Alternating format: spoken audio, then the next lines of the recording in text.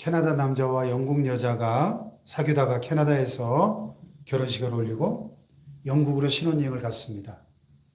런던 공항에 도착하자 아내는 영국 여권을 가졌기 때문에 내국인 입국 심사 창구로 가고 남편은 캐나다인 국적이었기 때문에 외국인 창구로 갔습니다. 그랬더니 입국 심사관이 이렇게 여권을 들여다보면서 여행 목적을 물었습니다. 그래서 신혼여행 왔습니다. 그랬더니 입국 심사관이 남자를 위아래로 한참 훑어보면서 참 이상하네요. 신혼여행을 혼자도 다니나요? 예. 스위스의 유명한 정신과 의사였던 폴 트루니에가 이런 말을 했어요. 혼자서 못하는 두 가지가 있다. 하나는 결혼이고 또 하나는 그리스도인으로 살아가는 것이다. 결혼 생활과 신앙 생활은 혼자 할 수 없다는 거죠. 사실 혼자서는 이 힘들고 어려운 세상을 살아갈 수도 없습니다. To end all wars, 영어로 모든 전쟁을 끝내기 위하여, 이런 제목의 영화가 있는데요. 이 영화는 어네스트 고든의 자전적 소설을 영화로 만든 것입니다. 어네스트 고든은 20대 초반에 스코틀랜드 사단 소속으로 제2차 세계대전에 참전했다가 일본군에게 생포돼서 미얀마 춘가이 포로 수용소에 갇히게 됩니다. 섭씨 50도의 살인적인 무더위와 또 독벌레에 물리고 또 날카로운 돌멩이에 맨발이 찢기면서 또 일본군 간수는 계름을 부린다 싶으면 그 자리에서 때려 죽이고 목을 잘라 죽이고, 그래서 영양 부족과 질병으로 8만 명의 포로들이 목숨을 잃습니다. 철도 1마일 공사당 393명씩 죽어갔다고 합니다. 이런 생지옥 같은 상황에서 포로들은 남의 물건을 훔치고 죽어가는 전우의 물건을 강탈하고 또 음식 찌꺼기를 서로 차지하기 위해서 싸웁니다. 이때 어네스트 고든은 심각한 질병에 걸려서 중환자 수용소로 옮겨지게 되고 차라리 병으로 죽는 것이 이 춘가이 수용소에서 최후의 승자가 되는 길이다, 이렇게 여기고 모든 걸 포기한 채 죽음만을 기다리고 있었습니다. 그런데 그곳에 아직 삶의 희망을 잃지 않은 2명의 포로가 들어옵니다. 그들도 육체적으로는 죽음의 그림자가 짙게 드리워져 있었지만 뭔가 알 수 없는 힘이 그들을 희망으로 끌어갔습니다.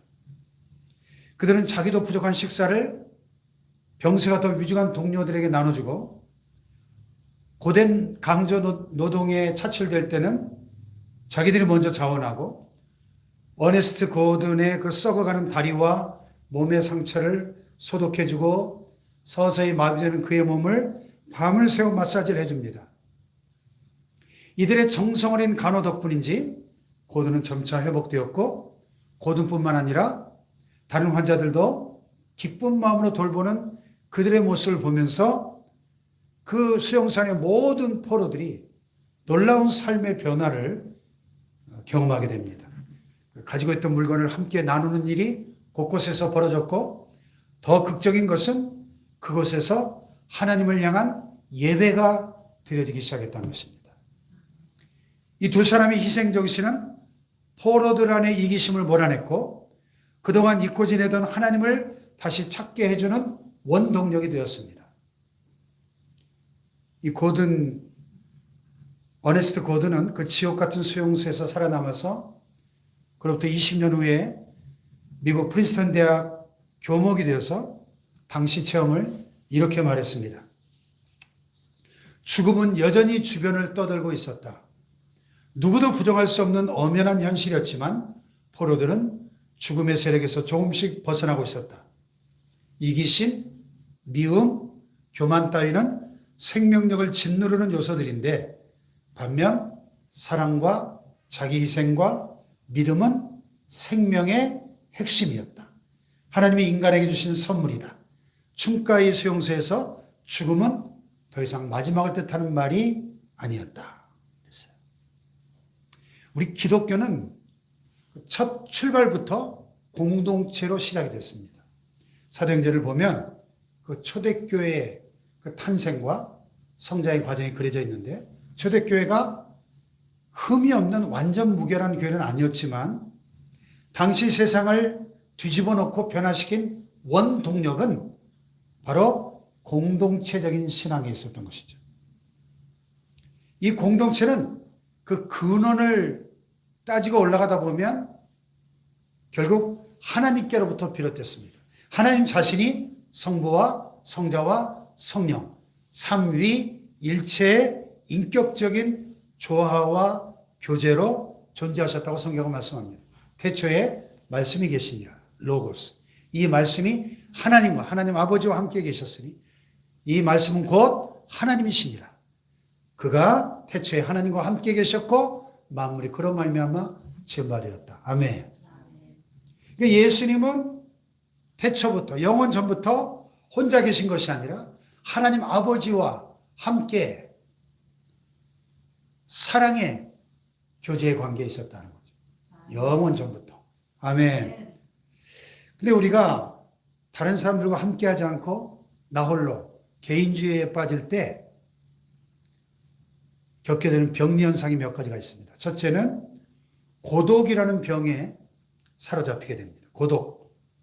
창세기 2장 17절에 보면 여호와 하나님이 이르시되 사람이 혼자 사는 것이 좋지 아니하니 내가 그를 위하여 돕는 배필을 지으리라. 아멘.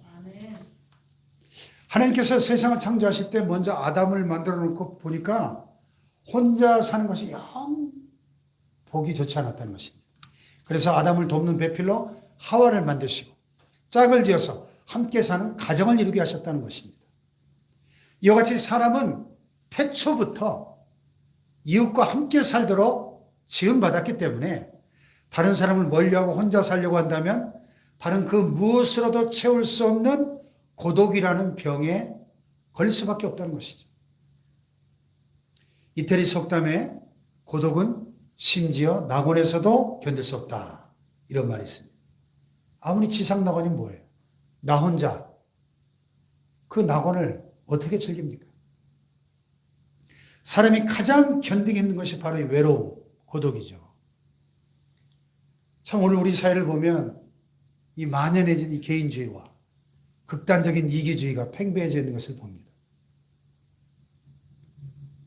오늘 우리 장로님 안수집사님하고도 금산을 다녀오면서 그런 얘기 했습니다만 요즘 젊이들 보면 도대체가 결혼할 생각도 안 해요. 애 낳는 것 둘째치고 결혼 자체를 기피합니다. 혼자 사는 게 너무 편한데 뭐 굳이 결혼해서 얽매이고 애 낳고 그 지지고 볶고 고생하기 싫다는 거죠. 이 극단적인 개인주의와 이기주의죠. 얼마 전 통계를 보니까 지금 우리 대한민국 전체 가구의 3분의 1 이상이 싱글 가구더라고요. 참 이 보통 문제가 아니죠. 노인과 바다의 작가 어네스트 해밍웨이가 죽기 전에 남긴 유명한 말이 있죠. 나는 전류의 흐름이 그치고 필라멘트가 끊어진 텅 빈 전구처럼 고독하다. 그날 우리 그 백열 전구 보면 필라멘트가 있잖아요.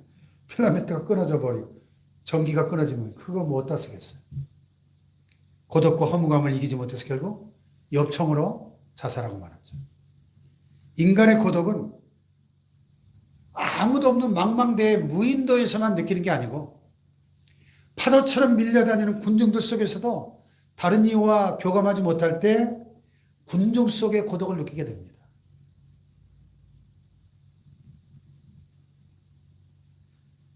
제가 대학 다닐 때 집이 인천에 있었기 때문에 학교까지 거의 1호선 이 끝에서 저 끝까지 매일 1호선 전철을 타고 다녔거든요. 그 신도림역을 지나다 보면 이 신도림은 갈아타는 역이기 때문에 엄청난 사람들이 그냥 쓰나미처럼 진짜 파도처럼 밀려왔다 파도처럼 빠져나가죠. 그렇게 엄청난 군중 속에서도 현대인은 고독하다는 거예요. 군중 속의 고독. 세상에는 나를 아는 자가 없고 아무도 나와 함께하는 이 없이 온 세상이 나 홀로다. 그러다 보면 결국 극단적인 선택을 하게 되죠.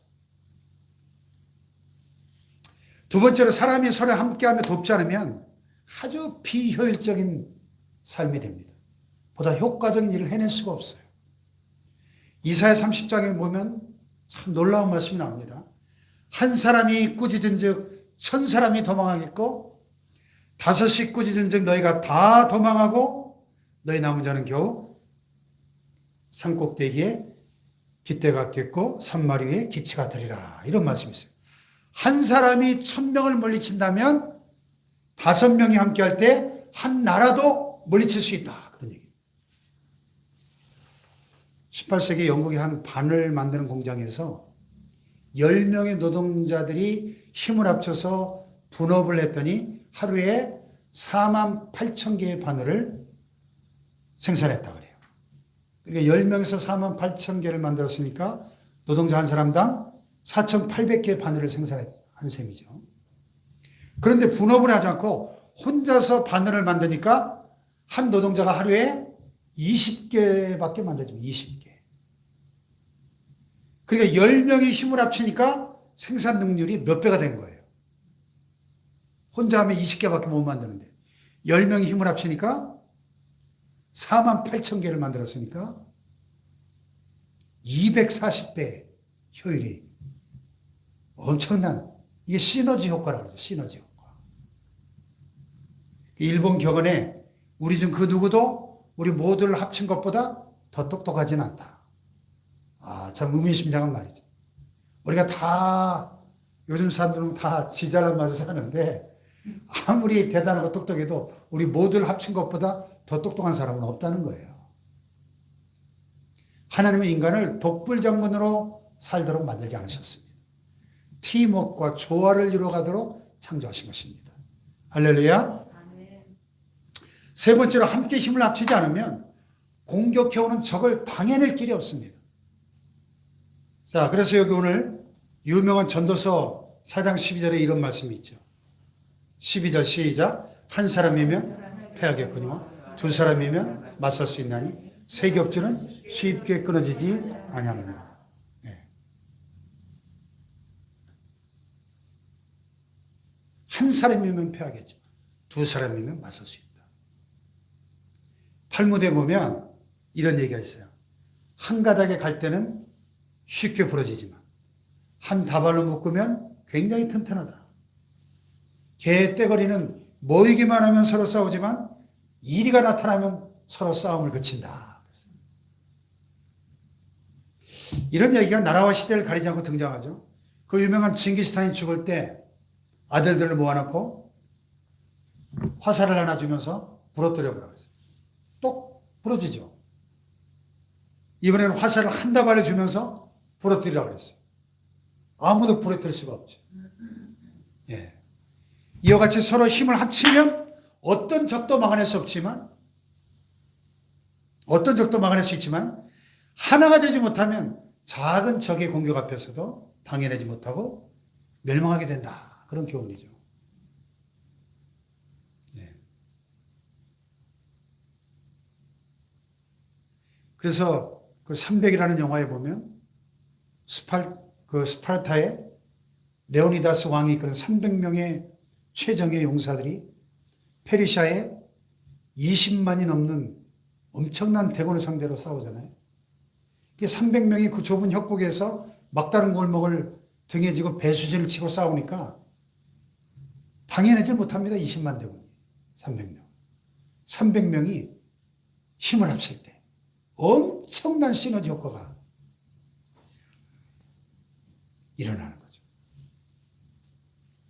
논산 가다 보면 그 계백 장군 그 묘소가 있다는 제가 가보진 못했는데 그 황산벌 전투가 있었던, 여러분 황산벌 전투 때 보면은 계백 장군이 5,000명의 최후 결사대를 이끌고 황산벌에서 나당연합군과 싸우잖아요.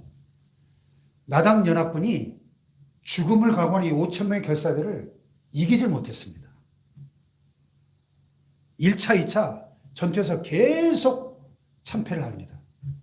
5,000명이 죽음을 각오하고 나섰는데 어떤 군대가 이겨낼 수 있겠습니까? 이렇게 이 단결의 힘은 무서운 거죠. 한 사람이면 패하겠거니와 두 사람이면 맞설 수 있는 세 겹줄은 쉽게 끊어지지 아니하니라. 아멘. 자, 오늘 또 다른 본문 골로새 4장에 보면 바울이 골로새 교회에 보낸 편지를 마무리하면서 바울의 사역을 도와줬던 여러 사람들의 그 동역자들이 나오고요. 그들의 문안 인사할 것을 요청하는 내용이 있는데요.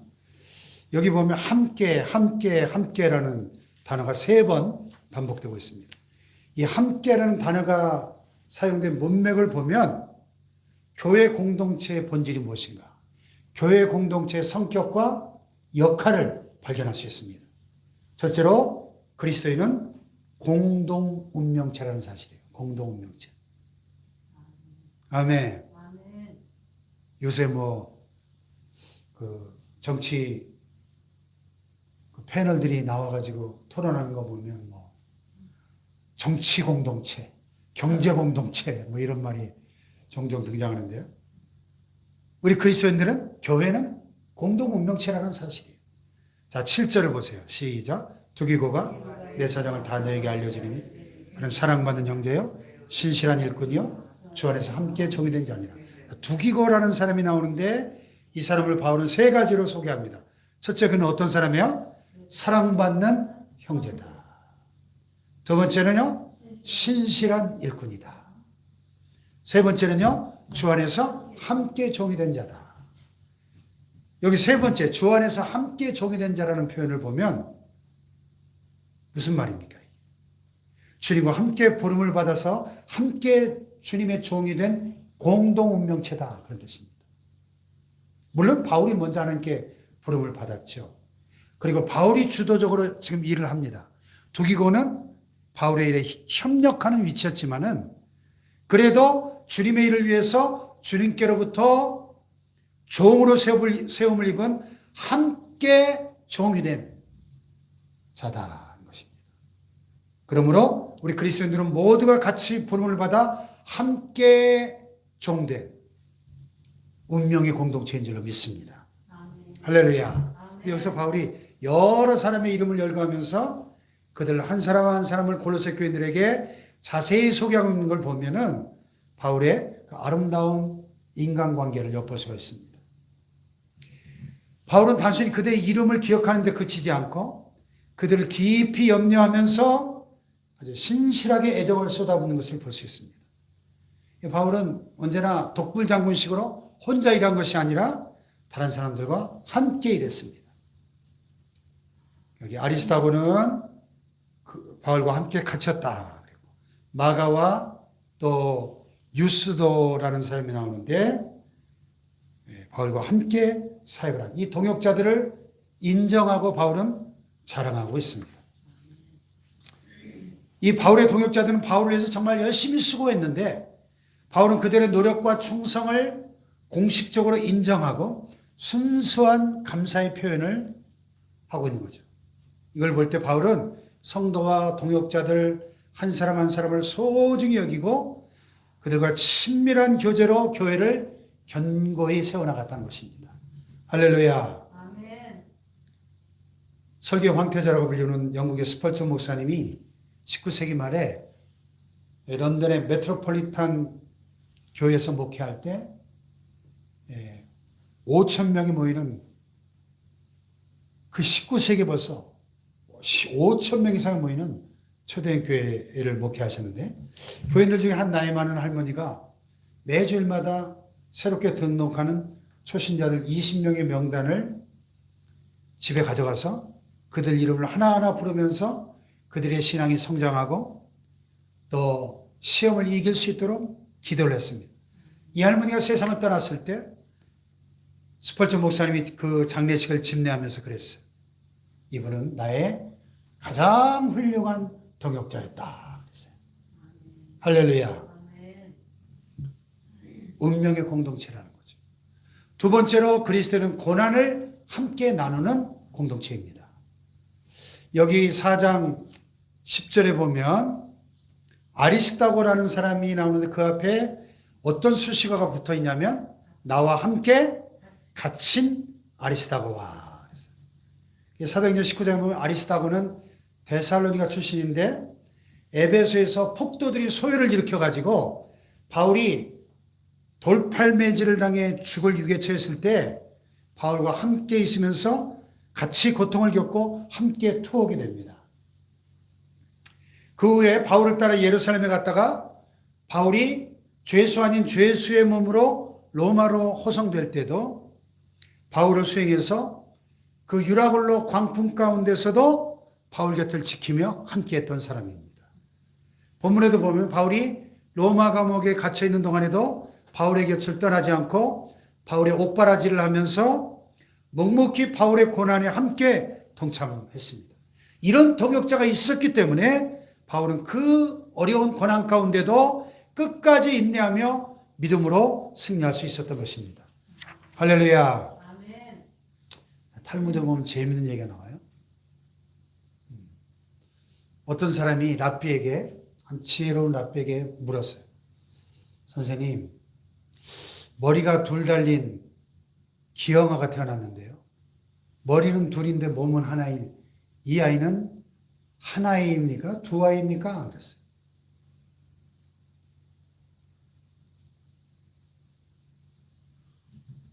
하나인지 두 아이인지 어떻게 구별하죠? 라피가 이렇게 대답했어요. 한쪽 머리를 때렸을 때 맞은 쪽 아이가 아야 하면서 우는데 다른 쪽 머리도 울면 하나이고 다른 쪽으로 울지 않으면 두 아이다. 참 명답이죠? 무슨 얘기입니까? 한쪽이 아플 때 다른 한쪽도 함께 아파. 하나가 기쁠 때 다른 쪽도 함께 기뻐하면 하나의 공동체, 한 몸이지만 만약 기쁨과 아픔을 함께 느끼지 못한다면 하나가 아니라는 거예요. 교회도 마찬가지죠. 한 공동체라면 기쁨도 슬픔도 사랑도 아픔도 함께하는 것이죠. 아멘. 할렐루야. 아멘. 즐거워하는 자들로 함께 즐거워하고 우는 자들로 함께 울라. 로마서에 바울이 권면하죠. 아멘. 아멘. 세 번째로 교회 공동체는 또한 함께 일하는 공동체입니다. 함께 일하는 공동체. 자, 여기 4장 11절을 봅시다. 시작. 유스도라 하는 예수도 너에게 문안하느니라. 그들이 할레파이나 이들만 하나님의 나라를 위하여 함께 역사하는 자들이 이런 사람들이 나의 위로가 되었느니라. 유스도라는 사람은 불의의 반대의 말인 정의를 뜻하는 그 이름의 뜻이요. 정의. 근데 본문에 이 이름이 성경에 안 나와요. 어디서 사역했는지 알 수 없지만은 골로새 교회와 인연이 있고 바울이 이 서신을 쓸 때는 로마에 있었던 것 같습니다. 바울이 아리스타고 마가와 함께 이를 할레파 이렇게 부르는 걸로 봐서 유대인으로서 복음을 위해서 바울과 함께 헌신했던 동역자였고 바울의 위로자였음을 나의 위로가 되었다. 11절에 그랬습니다. 사람은 누구나 앞장서서 다른 사람들로부터 스포트라이트를 받고 칭찬과 인정을 받는 그런 일은 좋아하지만 사람들 눈에 잘 띄지 않고 남이 알아주지 않는 일은 하려고 하지 않습니다. 그러나 하나님의 일에는 그야말로 이름 없이 빛도 없이 묵묵히 하나님의 종들을 도와서 함께 일하는 사람들이 필요하죠. 아멘. 이렇게 묵묵히 도우며 일하는 사람들을 위해서 하나님의 역사는 아름답게 이루어져 가는 것입니다. 할렐루야. 아멘. 세계 선교에 큰 발자취를 남겼던 영국의 허드슨 테일러 선교사님은 영국으로부터 중국에 파견된 몇 년 후에 그의 일생일대 큰 위기를 맞이하게 됩니다. 그는 의욕적인 선교사로서 여러 가지 개척적인 선교의 그런 프로젝트를 시행을 했는데요. 너무나 열심히 하다 보니까 선교 본부와 의견에 충돌이 생겼고 끝내 선교 본부로부터 경고장이 날아왔습니다.